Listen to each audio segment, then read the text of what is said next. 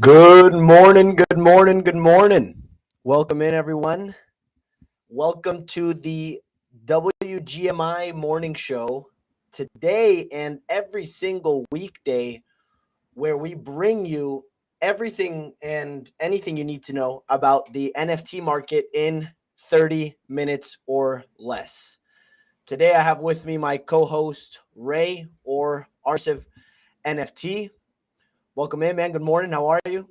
GM, doing well. Excited. We have a packed show today. Lots to cover. You guys might be noticing we have a little bit of a new setup. So we're upgrading the production quality a bit, which is exciting.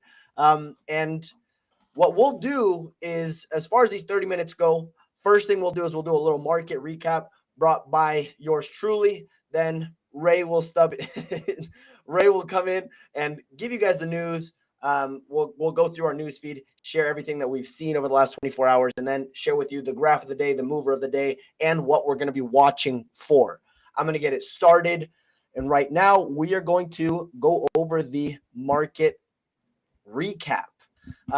Any tools you see here are brought to you by WGMI. If you like what you see, you can go ahead and retweet the tweet from the WGMI account with the links for a chance to win a 7-day trial, or you can also DM us the word newsfeed and your wallet address. And if you win, we'll go ahead and give you that 7-day trial so you can try everything out that we're seeing here.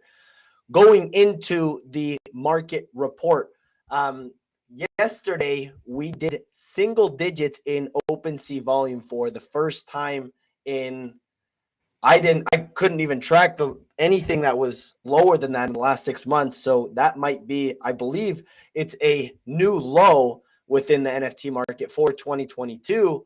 But what I did like was that we had some new movers and shakers in the 24-hour volume. We saw Renga come in, big mover, did 970 ETH in 24 hours, 737 sales. I mean, they're moving. And in the last 7 days, they're up almost 1 ETH. So if you had a chance to get in there early, congratulations. Looks like you have a little bit of a payday heading your way.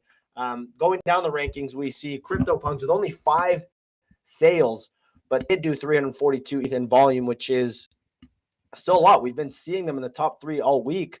Ray, I know they keep popping up for us. And then number 3 is Anomura Mystery Bowl.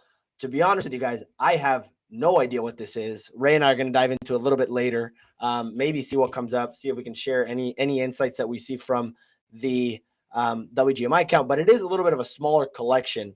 If we go through here, I'll share that with you guys later. But as far as that, it was encouraging to see some movement. I personally, Ray, I tweeted about it earlier. I'd love your thoughts on kind of what you're seeing. What I didn't like to see though was Ethereum is now at $14.50, $450. It had already dipped. It was sitting in the 1550s. I thought it was going to break up to 1600 again. Look, to be honest with you, the narrative that was presented, or that at least I saw everywhere, was, hey, when this ETH merge happens, we're going to see a lot of this selling pressure go away, which I thought it would. It made sense from a supply and demand point of view, but that is not reflected in the price. Ray, I'd love your insights on the ETH price, maybe the daily volume, and then I know you have a little bit more of an experience in Renga as well. If you can share that with some of the people that are listening. Yeah, absolutely.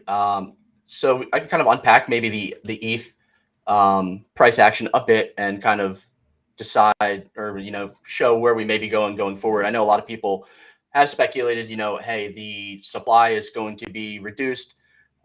There's not as much reward going out to validators now that we've moved from proof of work to proof of stake. If you go to ultrasound.money, it's a great dashboard that kind of shows you the ETH supply, where we've been, and kind of how it will adjust over time with supply growth and burn rate. At the current burn rate and supply growth, it's pretty much peaked in terms of ETH supply, or is about to peak. And you can play with some toggles here. It can kind of show you that, as we're going to go into the future, ETH will become deflationary as opposed to inflationary, so that the total amount of ETH in the market will be decreasing over time. So, this is very bullish for price action in general, having, less supply, less sell pressure, and hopefully increased demand over time should drive the price upwards as ETH continues to grow, if it bears out as the chain of dominance in terms of different cryptocurrencies. So something that's bullish on the long term. We may see a lot of choppy price action, in the short term. I think a lot of people may have been pricing in the merge a bit coming into it. We saw that run up from 3 digits up to 2K, 1800, dropping down again, 1600 around the merge, and maybe the merge happened. It was a sell the news event. Some people jumped out, and now we're waiting a bit going forward to see exactly how the supply and demand will shake out. In terms of Renga, I can provide a bit of context there. So Renga is a 10K PFP by the artist Dirty Robot. He also did the Art of Seasons. That's a collection that's been on OpenSea for a while now, back since March. He announced that these holders of Art of Seasons would be getting this Renga PFP eventually free. You can see kind of price action at the beginning of the Art of Seasons, ran up and kind of hovered in this 1 to 1.5 ETH range coming into the airdrop. And you can see here we have the airdrop of the Renga black box on the 22nd, started at a floor of about 1. Art of Seasons fell off a cliff after it lost kind of that future value there. And then Renga black box was the unrevealed Renga PFP, kind of had some price action, dipping down steady for a while, and then coming up to reveal, and all the hype surrounding it really ran. And we've seen the same with the PFPs as well. So I'm sure the PFP is going to be tracking a bit lower than the unrevealed, as the unrevealed boxes have a bit of value, as they do have that potential to be a more rare asset. So this is a nice view here to see on our custom chart creator of kind of the history of the Art of Seasons and Renga overall. I don't know too much about the project specifics. I know that it does feel very similar to Azuki. I know that in terms of like collectors, I think they have a lot of collector overlap between Azuki and Renga. You can look at their site versus Azuki's site, and you can see, stylistically, a lot of the same kind of decisions.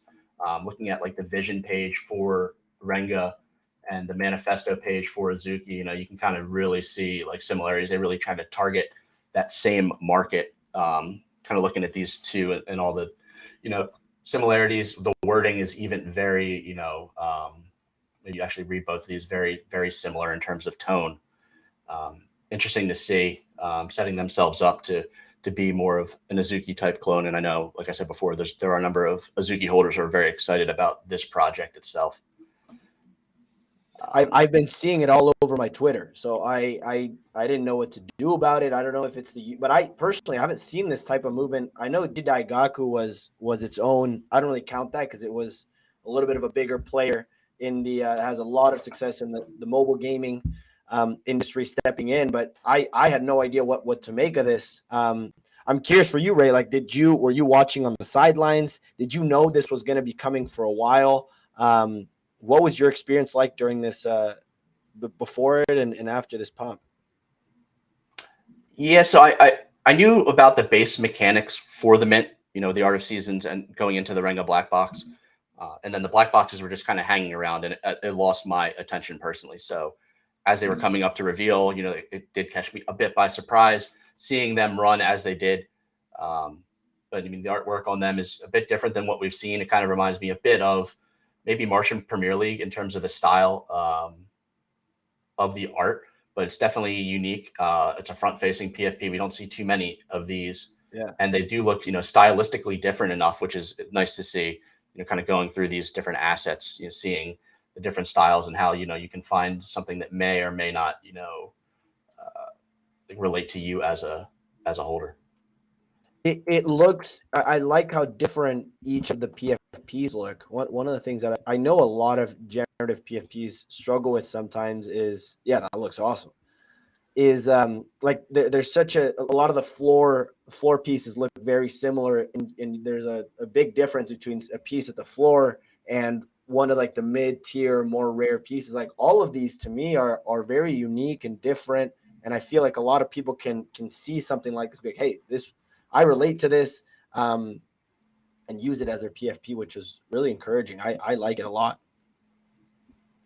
Yeah, definitely something to keep an eye out on. I enjoy them. I'm not sure if they're going to keep running. I can chart the actual Renga PFPs, but they should basically fall, slightly below what these black boxes have done. We look at what the black boxes have done over the last, 15 days. We've seen, that movement really start, just after. So if you own a black box, you can essentially turn it into the Renga PFP. There's it for an undefined period of time going forward. I need to look into that. I'm not positive if there is a time limit on that. And we're looking at 3,000 black boxes right now, and that should leave just about 7,000 of these that have been revealed. So as that kind of changes, we'll see a difference in supply of the unrevealed. You could see a bit of a premium there as that supply dips and demand to kind of gamble on a mystery box rises. Yeah. Be interesting to see, and I'll probably look into today a bit about when that cutoff may be. One of the changing topics a little bit, and yeah, please keep us posted on what that looks like. The other thing I wanted that I was kind of shocked to see, to be honest with you, was these Anomura mystery bowls. I was going through the collection. I'm going and okay, 0.68 floor. Very recently came out. I believe it was, it's like 3 days old. But I go here and I go, okay, 134 listed, but that's 7%. Unique ownership is pretty solid. So it's a 2,000 piece collection. To be honest, I don't know much about this at all. But it's moving, and we know what the last 2,000 piece collection did with Digidaigaku. Not saying this is it, but I'm just kind of like, hey, I don't want to miss out on something like this. I want to make sure I'm doing my due diligence. You can see how fast with these smaller collections the price can move. I'm curious if you have any context you could provide me or some of the listeners with this collection. Yeah, definitely. I'm looking at it myself. It's something that popped up. I use Ninja Alerts to alert me of what people are minting. You can kind of follow people and see what they're minting. And I saw, a number of people who had been profitable, like mint that. I didn't jump on in time. I missed, the initial wave on secondary. A lot of those wallets have sold out. It's something that I'm watching. I'm not too sure about what it entails. I need to dive a bit deeper into the project itself, the team. But the volume on the 14th was very high. I think we saw 1,300 sales in OpenSea on the 14th. Yesterday, we saw about 350 sales. So volume's slowing a bit, but, with these small collections, like you said, if you have, all that volume on day one, it went into the hands of longer term holders. You could see, slower volume each day, and the price holds steady as people are kind of diamond handing it, waiting for the next step in this project. Yeah, I'm curious if you want to bring up that roadmap, take a look at exactly what they have on the horizon here. I haven't had the time to dive into this very deep myself. Yeah, I'm curious to look at it. To be honest with you, Ray, it's my computer sounds like it's running a 200-meter sprint. So it's this Anomura game has got some charge to it. But if we can get it to load, that'd be awesome. Maybe it could be best for you to pull it up because you have your I know you're fully plugged in. There we go. All right. So we're going to release the Cove's Deep Sea Challenger. That's been done. We're going to be partnering with Ariel, Ocean Positive, Play and Earn. So Play and Earn has been one of the buzzwords thrown around: play and earn, play to earn, play to own.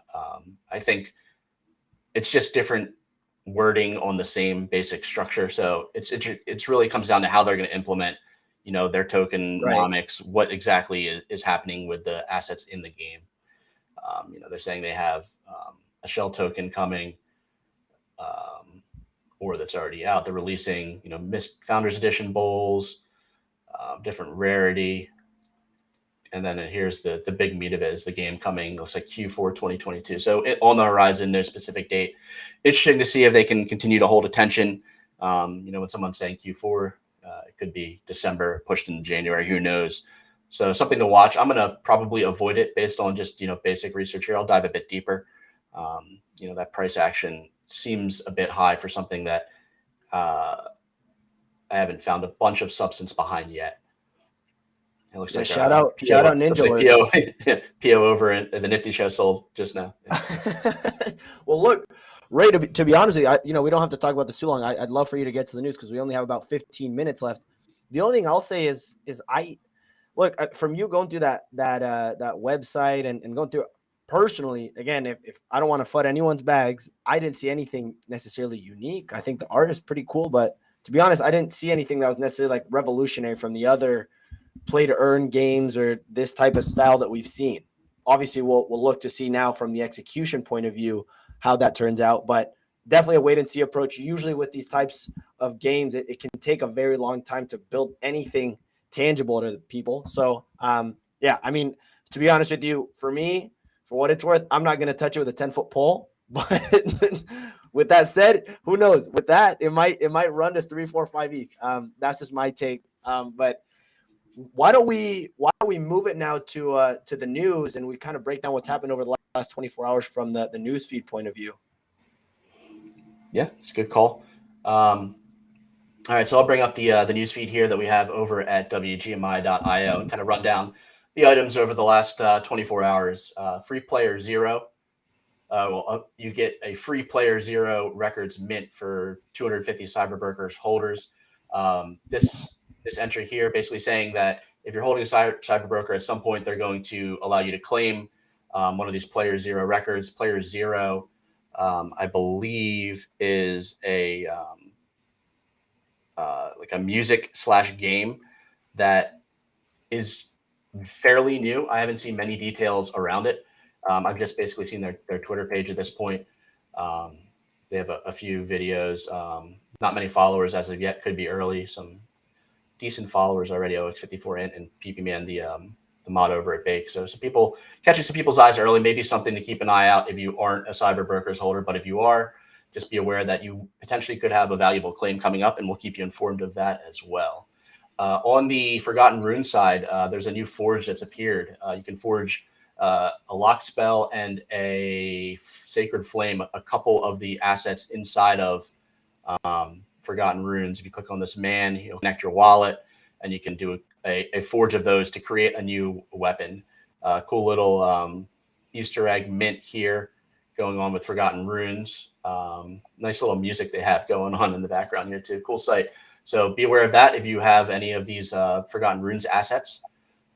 Also, Proof has teamed up with a few different tools here, Curio Tools, Icy Tools, to develop Open Rarity, which is going to basically create a rarity that you can opt into on OpenSea. So as a collection, you can say, hey, I'm not worried about all these different rarity sites all providing different rarities. We can all use this same open source rarity on OpenSea that's available for anyone to see and use, trying to standardize rarity a bit, which I think is needed in terms of transparency and knowing exactly what you hold. Having one standard definitely makes a lot of sense in my opinion.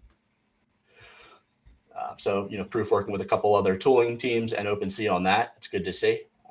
There is an art blocks drop today, Factory, Staccato by Philip Bell.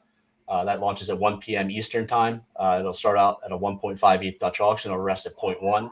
I think almost positively I will be jumping into this mint. I don't think it gets to 0.1. I'll be monitoring for volume myself and minting at that point. I have some information on the artist. He has a few collections already out there, about 5,000 followers on Twitter. He's got foundation page and an FX hash page as well. And don't mind my dogs. I'm sure you can hear them barking away in the background up there. No, you can barely hear it. You can barely hear it. And so here's his foundation, some of his work on foundation. Seeing some last sales, over 1 ETH on some of these. Good to see. I'm sure that we'll see a good translation in the factory piece. He also has some pieces on Tezos, some FX hash pieces.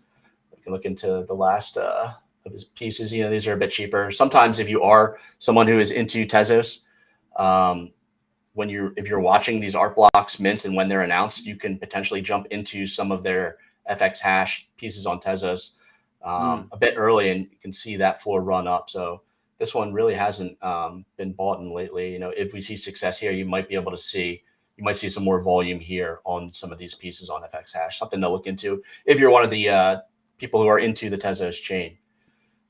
But like I said, something I'm definitely going to look at. I'm going to keep this one unread for me. I like to use, this as my daily to do, where I'm basically leaving everything on my news feed unread that I need to act on. So it kind of acts as my checklist throughout the day. I can keep referencing, all right, what do I have upcoming? What do I need to be acting on today? And I think that's one of the more.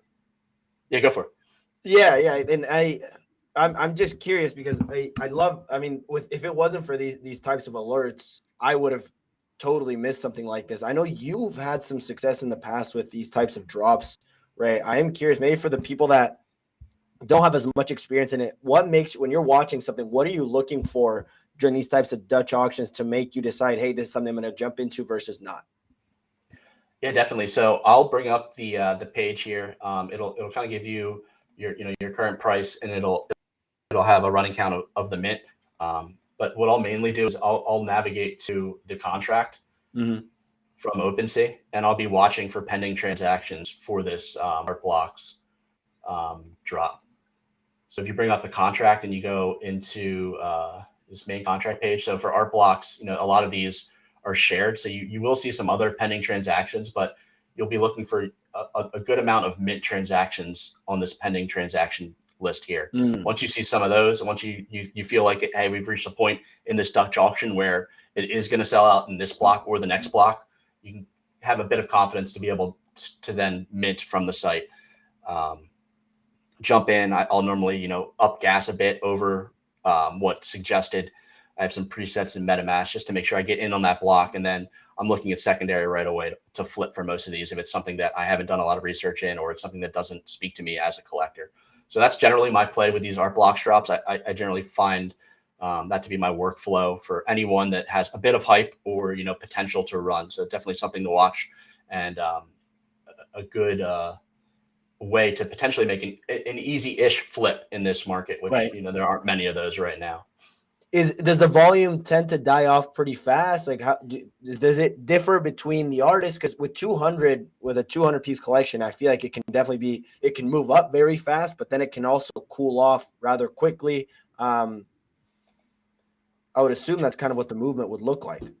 Yeah, especially with 200, you're going to see that mint out very quickly, and then you're going to see very wild swings on secondary. Generally, it mints out, and there's a base price established, and it drops off slowly from there as the flippers jump in and undercut. Sometimes we see equilibrium and then a run. Sometimes we just kind of see it hang. So it really depends on the collection It's a bit of a gamble, but it's one that has paid off more than it hasn't for some of these recent, factory and curated drops. Gotcha. Yeah, for sure. And this one, I kind of like the look of this one. I'll need to look at some more outputs to see, sometimes it helps too if you look at outputs and you see what may potentially be more rare than others. I know a lot of people are very skilled visually where they can kind of look at the floor and what's being listed. And with art blocks, sometimes it takes some time to reveal and produce rarities. People can look at the floor, and I know people who have been known to buy ones that are either rare or aesthetically pleasing and flip them first day as well. So some other things to look out for as a trader in art blocks. I do some art blocks collecting as well for pieces I do enjoy, but I definitely look to trade almost every factory and curated drop as well if it's something that doesn't resonate with me. But that kind of brings us back to, this is a lot of value I find from the newsfeed is being able to save these by, not marking them as read, posting them, looking at it throughout the day. And this newsfeed tool, is currently live for all of our holders, and it's available with our all access pass. It's minting now on our site, WGMI.io. And this tool provides you with, or this pass provides you with access to all of our tools, portfolio, our project explorer, our newsfeed, all of our custom charts, graphs, all provided via this pass. So if you go to our website now, this is something that you would like to be part of, definitely mint. And as Clemente said, retweeting our tweet we posted with our links and sending us a DM also gets you entered in to potentially win 7 days free access. And we'd love to get you in there, get you clicking around. So please check it out. If you like what you see, definitely head over there. That being said, we can talk about some more news. Like I said, we have a jam-packed show. I have a ton of updates to go through here. I'm just going to keep rapid firing. Clemente, jump in as you see something, but I'm just going to keep rolling along. We got a lot going on. So yesterday, we saw a tweet coming out from both Goblin Town and CyberKongs depicting a video here. Looks like some kind of collab. When you look at this little orb that comes out, he opens it up. There's a little goblin who shows his face. Pretty cool. Throws it into the portal that's been seen before for some of the Kongs games, and then all these little orbs fly out. So it'll be interesting to see what exactly is going to happen with all these orbs. Are they going to be part of the game? What kind of connection is there with Goblin Town and CyberKongs? But interesting to see for both collections to kind of follow and watch that. And we also had new ape improvement proposals go up last night. We had 5 of them start to vote. 9 p.m. they went live. They run through the 21st at 9 p.m. Some highlights include a Magic Eden proposal that's looking at a marketplace, for apes, by apes. They're looking to, only include a 0.75% royalty or transaction fee. It's not costing anything for the DAO, the ApeCoin DAO. So they're looking to steal a bit of OpenSea's volume here, it looks like. And they're looking to, kind of have it powered and run by ApeCoin. Interesting to see. I think it's a smart play for Magic Eden. But it doesn't seem that the apes themselves are very interested. As we can see kind of the for against here, we have 91% against, 8% in favor. Be interesting to kind of see some of these over time. Another one that was interesting was a first-person shooter proposal. You see that this one is flipped the other way, many in favor, 77 to 22. More information, is available on the ApeCoin forums for some of these proposals. Yeah, we have some other minor ones, and there's also the process of the DAO goes through for different votes, etc. Another one that's highly in favor, looking at how the DAO exactly interacts with ApeCoin, some of the different information on the voting periods. So if you're an ape holder and you're invested in ApeCoin, definitely go check these out. I definitely don't know as much as I should, as I'm not in that ecosystem, but we provide all the links here, as well as kind of the source and the overall list of the proposals. Moving on, we have a Metaverse HQ partnership. So if you are a Metaverse HQ holder, you're going to have some access to some airdrops from Lo-Fi EQ. Lo-Fi EQ is an interesting product. I've looked at it a bit. They're trying to be like STEPN was move to earn. Lo-fi is more of like stream to earn. Like as a watcher of streams, you can potentially monetize your viewing time. So that's their model. I don't know the exact details of the streaming and how it's going to work, but it's essentially calling it a watch to earn. And they're saying like, hey, if you're watching these streams, you can earn rewards for your time spent watching these streams based on different time spent, how like, your quality is, etc. of your streaming experience. I know there's some different toggles in here that they use to provide the tokens. So interesting to see that project. I'm definitely going to keep an eye on. MVHQ in early. Their holders are going to be opting in, receive a series of exclusive airdrops. There'll be free claimable lo-fi pod NFT. That's going to be the equivalent of the sneaker in the STEPN universe. So if you missed out on STEPN, maybe something to check out if you're an MVHQ member, especially something that you'll want to enter into. A couple pre-mints here for the MVHQ holders. There's one for just members, one for whale holders as well, along with some more details to go into the partnership. Interesting to see that. Definitely something I'll be keeping my eye on. And I know we talked a bit about Art Gobblers as an upcoming drop yesterday. We can go a bit more into that now as they have a contest. So if you're looking to get on an allow list for something that could be potentially valuable, we aren't sure. It's a project that we are monitoring as it seems a bit different than what we've seen. It has one of the Rick and Morty artists working for it. So they provided opportunities to get on the mint list. It's a longer period. I think they're finally closing it off like 27th. So 11 days to complete different tasks. If that's something that would interest you, if you are someone with that bandwidth and time, they have different ways to win for artists, collectors, and builders here. So this is all laid out on our news feed and in that tweet. You can take a look there. If one of those seems like it'd be up your alley, definitely could be worth your time providing some of that content for them. And then in other news, going a bit back to generative art or artwork and fine art in general, the currency artworks are announced that they're going to be shown and burned at the Newport Street Gallery starting next week in London. For people who aren't familiar with the currency, it was a 10K drop by Damien Hirst. The holders were kind of presented that there's going to be this decision to either burn your NFT or burn your artwork. So each NFT is linked to an individual artwork. If you burned your NFT, you got the physical artwork from Damien Hirst. If you kept your NFT, he's going to burn your artwork at this festival. So there's 10,000 NFTs. There's 10,000 artworks. Like they all exist right now. Some of the NFTs got burnt. They're gone. And now there's still the 10,000 artworks. They're going to be burning the 4,851 that decided to keep the NFT. So they're going to be burned at this gallery on a daily basis. And of these 4,851, a good chunk of these are actually held by Damien Hirst.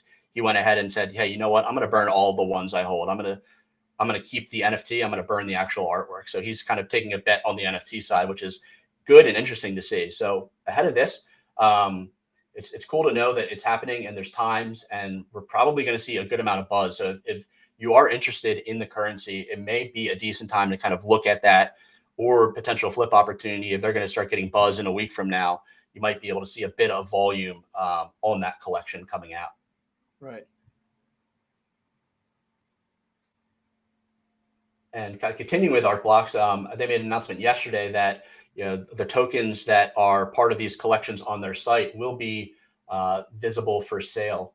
You'll be able to see directly from artblocks.io where they're for sale and what the cheapest price is.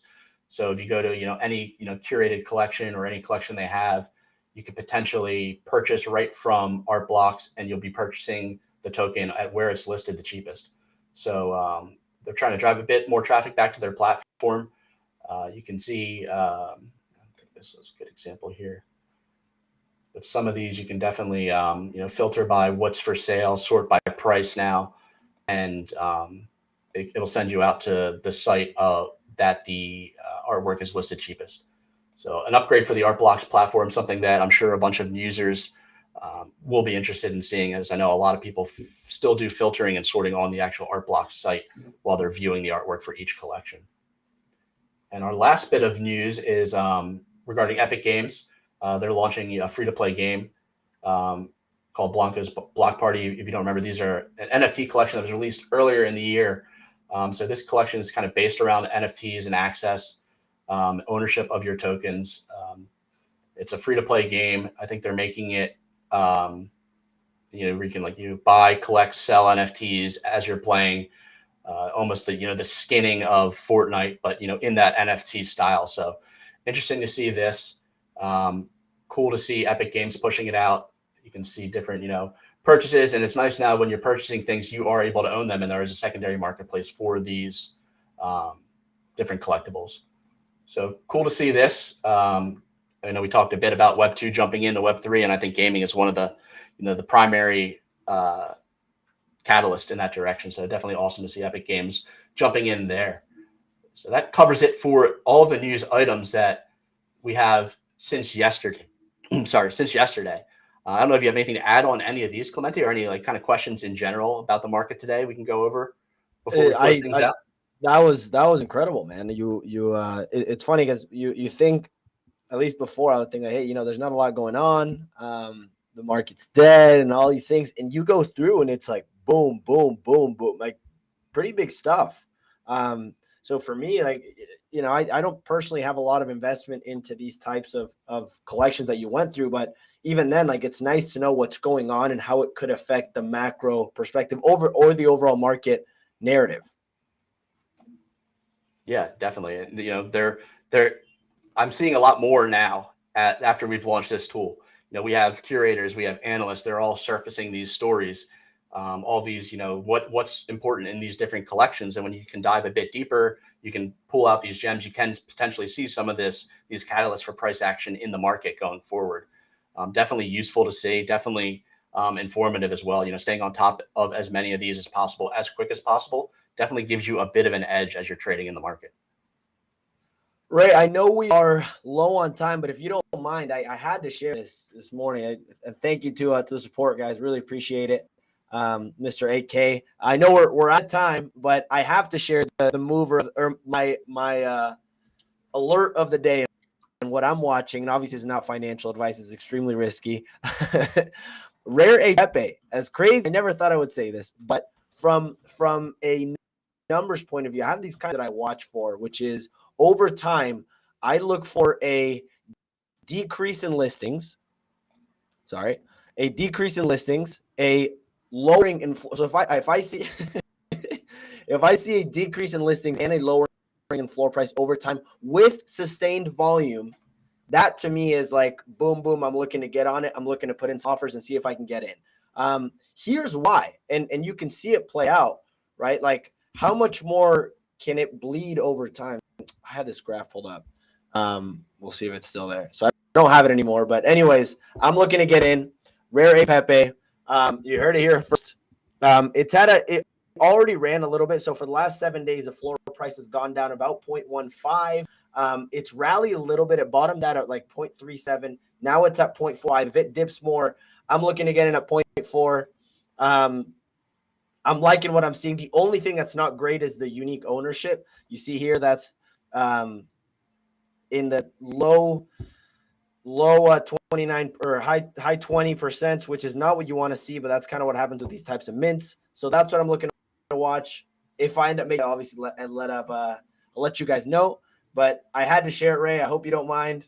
I know we're a little bit over, but that's what I'm looking to do. That's good. I love to see it, and I'm always curious to see how these are all going to play out as well. Yeah, as we kind of chart these over the course of our show, I want to make sure that I'm either dunking on you or you can dunk on me with your plays as we're going on. So we'll see what happens Monday. Absolutely, we'll see. And we'll see how it plays out. Now we have the numbers out there, and if I miss it, it's on me, right? So yeah, Ray, I think we are a little bit over. We're about 37 minutes in, so it's a work in progress. Over time, I think we'll get better in getting this done in 30 minutes or less. There was a lot to cover today. To wrap it up, thanks so much for watching, guys. Thanks for the support. Let us know what you thought about it. Give us some feedback in our DMs. If you like what you saw, if you like what you see from WGMI's tools point of view, be sure to DM us the word newsfeed or retweet the show for a chance to win a free 7-day trial where you can try out this tool, see if you really like what you're seeing. Other than that, guys, this was Friday's show. Join us every single weekday. For now, we're doing it 6:45 a.m. Pacific time, 9:45 a.m. Eastern. And that about wraps up our time. Thanks so much for watching. Ray, I'll let you close off if you had anything else to add. I think you nailed it all. Thank you for stopping by. Thanks for watching. Have a great weekend.